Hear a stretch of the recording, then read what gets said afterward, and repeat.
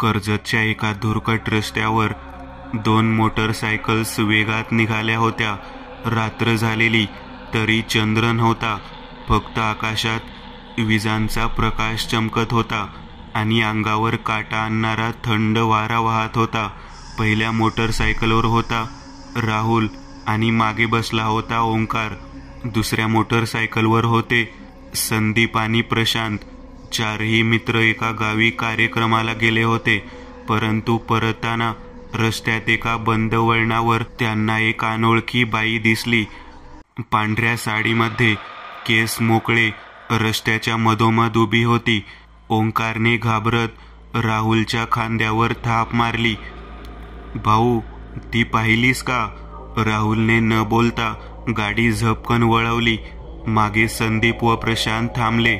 संदीपने हळू आवाजात म्हटलं, तुला काय वाटतं, भूतच असावं का?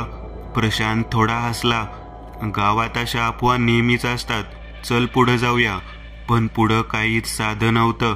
जसजसे ते गावाच्या सीमेच्या दिशेने जात होते तसतशी वाट वेगळीच वाटत होती. रस्त्यावरचे खांब बंद, GPS काम करत नव्हता आणि थोड्याच वेळात त्यांच्या मागे एक जुन्या मॉडेलची गाडी लागली, काळसर रंगाची, दिवे बंद. राहुल आणि ओंकारच्या गाडीसमोर तीच बाई पुन्हा प्रकटली. गाडीचा ब्रेक मारताना राहुलचा तोल गेला आणि दोघं गडगडत खाली पडले. मागून येणाऱ्या संदीपने गाडी थांबवत गडबडीत विचारलं, काय झालं? पण राहुल काहीच बोलला नाही. त्याच्या डोळ्यात भीती दाटून आली होती. ते अंधाऱ्या झाडीतून अचानक पांढऱ्या कपड्यात एक आकृती झपाट्याने संदीपच्या दिशेने धावत आली. संदीप किंचाळला आणि त्याचा आवाज झाडीत दुमदुमला. क्षणात शांतता. प्रशांतने गाडी थांबवून मागे पाहिलं. फक्त संदीपची गाडी पडलेली होती. संदीप कुठेच नव्हता. राहुल रक्तबंबाळ अवस्थेत ओरडत होता, तिला थांबव, ओंकार उठ. पण ओंकार हालचाल करत नव्हता. गोंधळलेला प्रशांत पुढे धावत आला. त्याने पाहिलं, ओंकारचं डोकं फुटलेलं होतं आणि त्याचं शरीर थरथरत होतं. प्रशांतने लगेच राहुलला उचललं आणि जवळच्या गावात नेण्यासाठी गाडीवर बसवलं. गावात पोहोचल्यावर डॉक्टरने सांगितलं की ओंकार मरण पावला होता आणि राहुल शॉकमुळे कोमात गेला होता. 4 दिवसानंतर गावात एक विचित्र शांतता पसरली होती. गावकरी कानाकोपऱ्यात चर्चा करत होते, ही तीच बाई आहे. 20 वर्षांपूर्वी तिच्या लग्नाच्या दिवशी तिचा प्रियकर मेला. ती गाडी खाली आली होती आणि आजही तिला कोणताही प्रेमळ जोड दिसला की ती ते संपवते. राहुलचा मेंदू शॉकमधून हळूहळू बाहेर येत होता. हॉस्पिटलच्या खिडकीतून त्याच्या डोळ्यात एकच गोष्ट पुन्हा पुन्हा झळकत होती. ती बाई, तिचे डोळे, ते काळे कपाळ आणि तिच्या तोंडातून येणारा तो विचित्र आवाज जो माणसांच्या आत उतरतो. डॉक्टर म्हणाले, कदाचित तो लवकर शुद्धीवर येईल, पण त्याने जे पाहिलं ते विसरणं अशक्य आहे. 1 आठवड्यानंतर राहुल शुद्धीवर आला, पण बोलत नव्हता. फक्त हातात संदीपचा हेल्मेट धरून बसलेला होता. प्रशांतने विचारलं, तुला काही आठवतंय का? राहुल हळूच म्हणाला, ती अजून इथेच आहे आणि ती पुन्हा येणार. गावाच्या त्या धुक्याने भरलेल्या रस्त्यावर आजही रात्री निघणाऱ्या वाहनांवर ती सावली दिसते म्हणतात. एकच सल्ला, प्रेमात असाल तर त्या गावातून रात्री कधीच जाऊ नका. दुसरा अनुभव, ती सावली कर्णीची. रत्नागिरी जिल्ह्यातील एका लहानशा गावात तळसरी झाडांनी वेढलेलं, निसर्गाच्या कुशीत विसावलेलं आणि तरीही एखाद्या वेळेस एखादी कुजबूज ऐकू येईल असं गाव. गावकरी एकमेकांशी फारसं बोलायचे नाहीत. मुख्य रस्त्यापासून आत असलेल्या जुन्या वाड्याची चर्चा मात्र सगळीकडे होती. तो वाडा म्हणजे नायर वाडा. कधी काळी श्रीमंत असलेला, आता पूर्णपणे मोडकळीस आलेला हा वाडा गेली अनेक वर्ष रिकामा होता. पण महिन्याभरापूर्वी गावात एक विधवा आली. तिचं नाव होतं रत्ना. मध्यम वयीन, काळसर चेहरा, डोळ्यात सतत एक प्रकारचा जिवंत पण गूढ प्रकाश. कोणताही आवाज न करता ती वाड्यात राहायला गेली. गावात एक कुजबूज सुरू झाली. ती बाई करणी करते म्हणे. तिच्या नजरेत काहीतरी भयंकर आहे. गायी मेल्या तिच्या येण्याच्या दुसऱ्याच दिवशी. एका रात्री पावसाने गावावर झडप घातली. विजेच्या कडकडाटात अनिल नावाचा तरुण आपल्या मित्राच्या घरी निघाला होता. वाटेत त्याच्या दुचाकीच्या हेडलाईटच्या झोतात त्याला एक बाई दिसली. पांढऱ्या साडीतील, डोक्यावर केस मोकळे, एका हातात तांब्या, दुसऱ्या हातात नारळ. ती रस्त्याच्या मधोमध उभी होती. अनिलने ब्रेक दाबले, पण वेळ निघून गेला होता. दुचाकी स्लिप झाली आणि ती थेट त्या बाईकडे आदळली. काही क्षण ब्लॅकआउट. जेव्हा अनिलला शुद्ध आली, तो रुग्णालयात होता. एका हाताला प्लास्टर, डोक्याला पट्टी आणि डोळ्यांखाली काळसर वळ्या. त्याच्या आईने त्याला घट्ट धरून ठेवलेलं होतं, पण त्याच्या चेहऱ्यावर विचित्र शांतता होती. दुसऱ्या दिवशी त्याचा मित्र गणेश गावातून गायब झाला. कोणी म्हणालं रात्री त्याने रत्नाच्या वाड्याजवळ काहीतरी पाहिलं होतं. दुसऱ्या दिवशी त्याचं प्रेत गावातल्या झऱ्यात सापडलं. अंगावर कपड्यांचा एक तुकडाही नाही आणि चेहऱ्यावर भीतीचा भयंकर भाव. गावातली हवा बदलली. रत्नाच्या वाड्याभोवती नेहमी काळा धूर घोंगावत असे. रात्री त्या वाड्यातून चिमण्यांसारखा आवाज यायचा, पण तो मानवी आवाज नव्हता. गावकरी आता वाड्याच्या आसपास सुद्धा फिरकायला घाबरू लागले. एका रात्री अनिलने ठरवलं, बस झालं. मी काय पाहिलं? ती बाई कोण होती? ती खरंच होती की काहीतरी भास? तो वाड्याकडे गेला. हातात फक्त एक पेटती कंदील आणि छातीत धडधडणं. पाय वाड्याच्या पायऱ्यांवर टेकले. धुरकट हवेतून त्याला ती दिसली, रत्ना. ती एका चकत्याभोवती फिरत होती. भोवती लिंबू, मिरची, काळे दोरे आणि मध्यभागी गणेशचा फोटो. त्याचा चेहरा फाटलेला. फोटोतून ओरडतोय असं वाटत होतं. अनिलला कळलं ती करणी करत होती. सोड माझ्या मित्राला, तो ओरडला. रत्नाने पाहिलं. तिचे डोळे काळे होते, अगदी डोळ्यात काळोख भरलेला असावा असे. ती थोडं पुढे आली आणि म्हणाली, तुझ्या डोक्यातली जखम माझीच देणगी आहे. तुझ्या मित्राने बंद तोडला, आता तूच निवड कर. आकस्मिक वाऱ्याचा जोर वाढला. छातीवरची कौल हालू लागली. अनिलचा कंदील विझला. गडद अंधारात त्याने एक विचित्र बडबड ऐकली, प्राचीन भाषेतली. वाड्याच्या भिंती हालू लागल्या. आवाज वाढला. एका क्षणात त्याला एक प्रचंड झटका बसला आणि तो बेशुद्ध झाला. दुसऱ्या दिवशी गावकरी वाड्यात गेले. वाडा ओस पडलेला होता. रत्ना गायब, पण मध्यभागी एक कागद होता. त्यावर लिहिलं होतं, तुमचं दुःख तुमचीच हाव. करणी कोणी करत नाही, ती ओढली जाते. ज्याचं काळीज रिकामं असतं त्यांच्याकडे. रत्नाच्या येण्याआधी गावात जे अपघात झाले होते, ती मरणं, त्या छायाचं स्वरूप त्या प्रत्येकाच्या आत्म्यातील स्वार्थाशी जोडलेलं होतं. गावकऱ्यांनी प्रथमच विचार केला, करणी म्हणजे नेहमी कोणी दुसऱ्यानं केलेली नसते, ती आपल्यातूनही जन्म घेते. अनिल अजूनही त्या वाड्याकडे पाहतो. त्याला आठवतं त्या रात्रीचा प्रत्येक क्षण.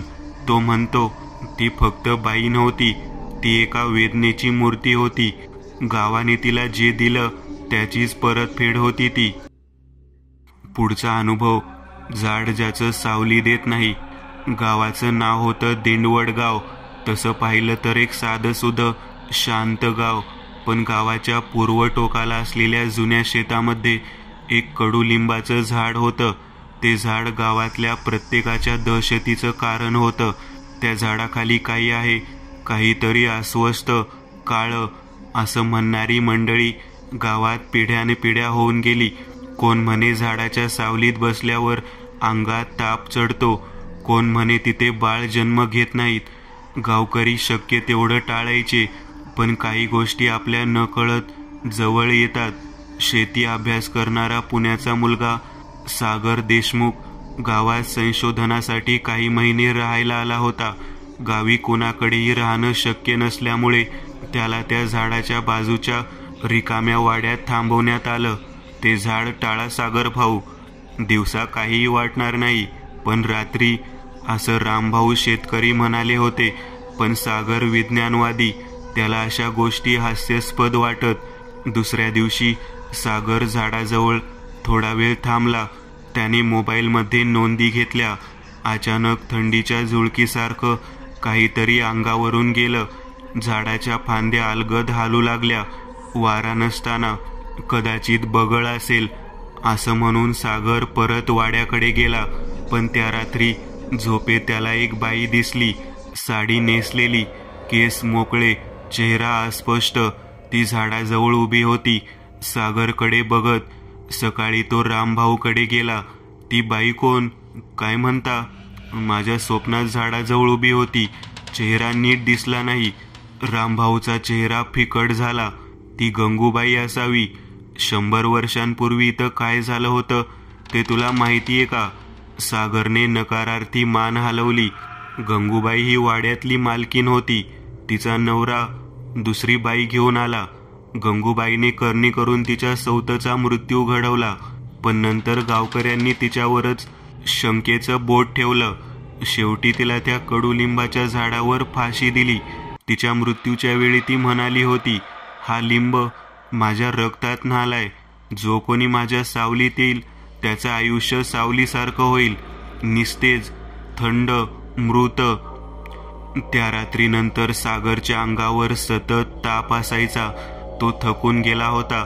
झाडाजवळ गेल्यावर त्याला अस्वस्थ वाटायचं. तो मोबाईलमध्ये आवाज रेकॉर्ड करायचा, पण त्या क्लिपमध्ये ऐकू यायचं फक्त फुसफुसणं. एकच वाक्य पुन्हा पुन्हा, मी अजून इथे आहे. एका रात्री त्याला जाग आली तर अंगावर कोणीतरी बसल्यासारखं वाटलं. डोळे उघडले तर छतावर तीच बाई उलटी लटकलेली दिसली. चेहरा रक्ताने माखलेला, डोळे निळे पांढरे. तो किंचाळला, पण आवाज निघाला नाही. त्या रात्री त्याला शुद्ध हरपली. सागर 4 दिवस बेहोश होता. रामभाऊ आणि गावकऱ्यांनी एक जुना मांत्रिक बोलावला. तात्या साठे, वय 82. झाडाच्या मुळाला तिच्या करणीचं वस्त्र पुरलेलं आहे. तोवर काही होणार नाही. तात्यांनी गावकऱ्यांना झाडाजवळ खड्डा खणायला सांगितला. पावसाळी जमीन मोकळं होत नव्हतं. 5 तासाच्या प्रयत्नानंतर शेवटी खड्ड्यात एक जळालेला कपडा, केसांचा गुंडा आणि एक कोरलेली मुठभर हाडं सापडली. तात्यांनी यज्ञ करून सर्व वस्तू जाळून टाकल्या आणि मग तो लिंबाचे झाड गावकऱ्यांनी छाटून टाकलं. शेवटची भेट. सागर हळूहळू बरा होत होता. एका रात्री त्याला वाटलं कोणीतरी त्याच्या पलंगा शेजारी उभा आहे. त्याने डोळे उघडले. ती बाई उभी होती, पण चेहरा शांत होता. तू माझं श्राद्ध केलंस, आता मी मोकळी. ती हलकेच हसली आणि विरून गेली. त्याच दिवशी सागर पूर्ण बरा झाला. नवीन सुरुवात. वर्षभरानंतर सागरने त्या घटनेवर एक शोध निबंध लिहिला. द बिटर लिम tree, science, spirit and superstition, ज्याने अनेकांचा विश्वास डळमळीत केला.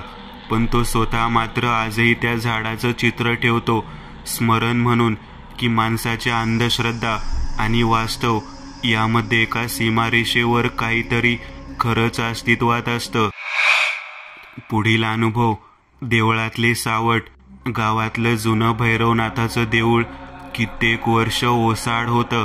मातीने झाकलेली मूर्ती, गळकी छप्पर आणि बाबळीने वेढलेलं अंगण. जणू देवळाने स्वतःला जगापासून अलिप्त करून घेतलं होतं. पण त्या रात्री तिथं काहीतरी जागं झालं होतं. ग्रामसेवक दिलीप पाटील यांनी अचानक गावात घोषणा केली, देवळाचं पुनर्बांधणी काम सुरू होईल उद्यापासून. गावच्या प्रगतीसाठी आवश्यक आहे.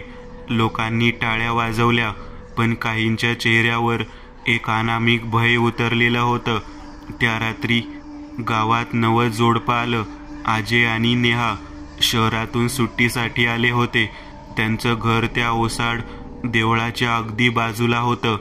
पहिल्या रात्रीच अजयला झोप लागत नव्हती.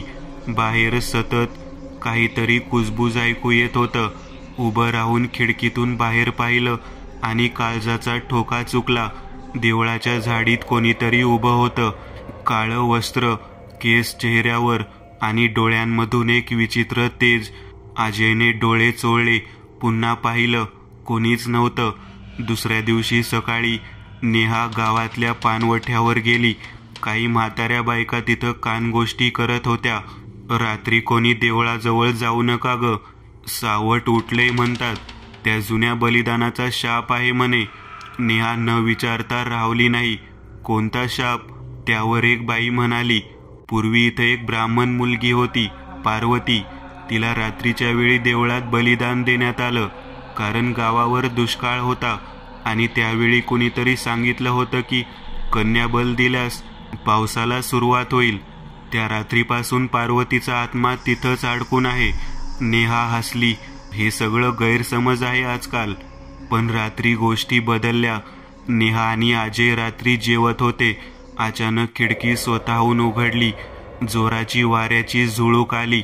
नेहाने खिडकी बंद केली आणि तेवढ्यात अजय चुळबुळ करू लागला. त्याच्या डोळ्यात वेगळी चमक होती.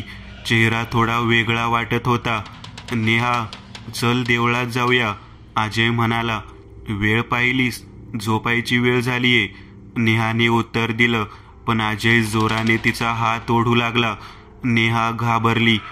तुला काय झाले अजय? सोड ना. आणि अचानक अजय बेशुद्ध पडला.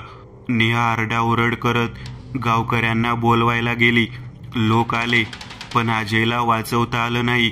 त्याच्या शरीरावर काळे ठसे होते, जणू कोणी त्याला पकडून खेचल्यासारखे. दुसऱ्या दिवशी गावात बातमी पसरली, देवळात परत कुणाचं तरी सावट उठले. नेहा शून्यात हरवलेली होती. एकुलता एक अजय आता नव्हता, पण त्याच्या मृत्यूच्या पाठीमागे काहीतरी असावं हे तिला जाणवत होतं. त्या रात्री तिने एक निर्णय घेतला. ती एकटीच देवळात गेली. देवळाच्या अंगणात प्रवेश करताच तीव्र गारठा जाणवला. झाडांच्या फांद्या हलायला लागल्या. आत प्रवेश करताच तिनं डोळ्यांसमोर तेजस्वी प्रकाश पाहिला आणि त्या प्रकाशात एक स्त्री आकृती दिसली. पार्वती, का आलीस इथे? ती आकृती बोलली, पण तिचा आवाज मानवी नव्हता.